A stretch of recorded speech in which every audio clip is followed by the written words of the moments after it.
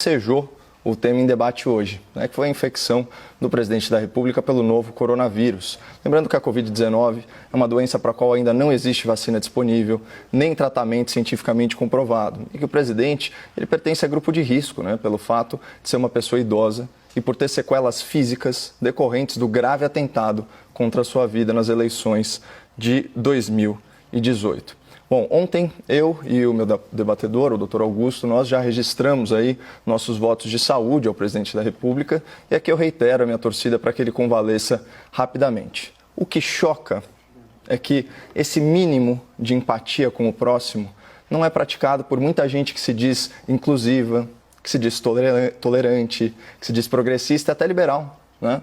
Ontem, diante da incerteza sobre o resultado do teste feito pelo presidente, a esgotosfera da internet subiu aquela hashtag #ForçaCovid, uma torcida mórbida, explícita ou velada pela morte do presidente.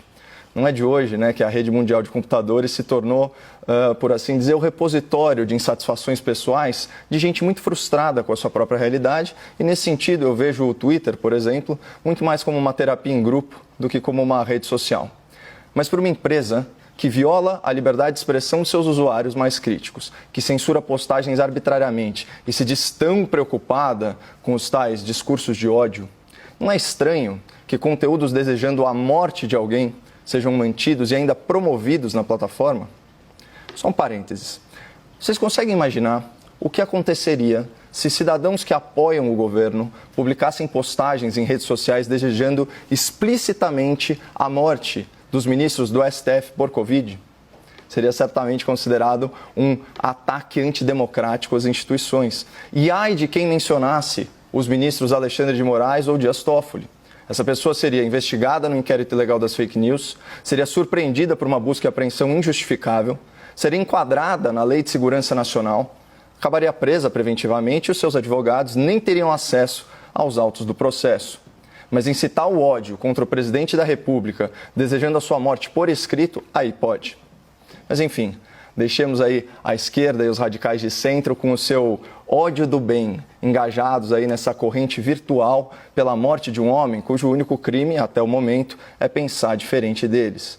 No fundo, sim, sua grande maioria, os participantes desse movimento Força Covid são inocentes úteis, né, tocados aí como gado pelo berrante da internet, que, diga-se de passagem, funciona em qualquer pastagem ideológica.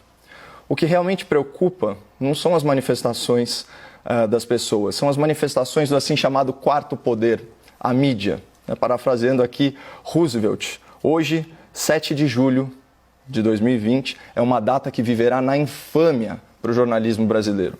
O Grupo Folha, controlador do jornal de maior circulação e do site noticioso com mais audiência no país, publicou um artigo vergonhoso intitulado "Por que torço para que Bolsonaro morra?". Eu vou repetir: por que torço para que Bolsonaro morra?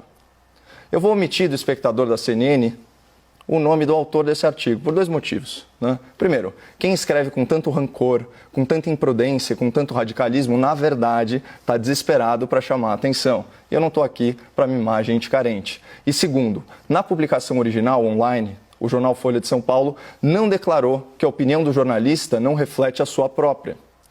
E o autor atua como editorialista do periódico, isso já há muitos anos. Portanto, a crítica é essencialmente à empresa que usa o seu vasto poder econômico para fazer militância partidária de muito baixo nível, como o espectador pode atestar, né, em trechos dessa ode ao ódio político publicada hoje na Folha. Vou ler isso aqui para vocês. Abre aspas. Jair Bolsonaro está com Covid-19. Torço para que o quadro se agrave e ele morra. Nada pessoal. É que no consequencialismo, ações são valoradas pelos resultados que produzem. O sacrifício ou a morte de um indivíduo pode ser válido se dele advier um bem maior. Então, só para contextualizar o espectador, a ética consequencialista avalia se uma ação é boa ou ruim, justa ou injusta, correta ou incorreta, com base nas consequências, sejam elas intencionais ou não intencionais, desse ato.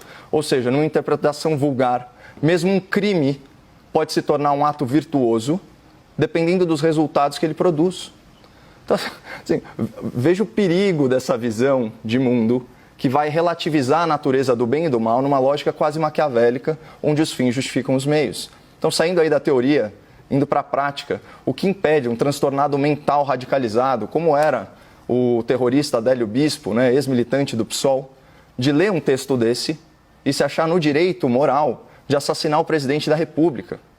E o artigo da Folha insiste nesse argumento e insiste ad nauseam. Olha o que ele diz: a morte do presidente torna-se filosoficamente defensável se estivermos seguros de que acarretará um número maior de vidas preservadas. Repito, vou repetir: a morte do presidente torna-se filosoficamente defensável. Imagina se o povo brasileiro usasse essa lógica para fazer justiça com as próprias mãos contra políticos corruptos. Todo mundo sabe que corrupção num país em desenvolvimento nada mais é que tirar recurso dos mais pobres. E claro, num país em que falta remédio, em que a estrada é esburacada e que a pistola atira sozinha, corrupção mata. Então, pela lógica do jornal aí de maior circulação do país, também seria filosoficamente defensável assassinar políticos ladrões para preservar vidas da população vulnerável? Será que o jornalismo militante está disposto a perder o seu corrupto de estimação, aí em nome do consequencialismo, né? Então, esse artigo incita o ódio político e presta um desserviço à democracia e ao debate público, calcado em ideias defensáveis, em ideias construtivas. A publicação da Folha é uma vergonha para a imprensa nacional e tinha que ser matéria nas faculdades de jornalismo como exemplo de falta de imparcialidade, falta de prudência e acima de tudo, falta de ética. Ao longo do debate, nós vamos discorrer aqui, eu e o Dr. Augusto, sobre erros e acertos do governo na condução da pandemia. E certamente, né, doutor, nós vamos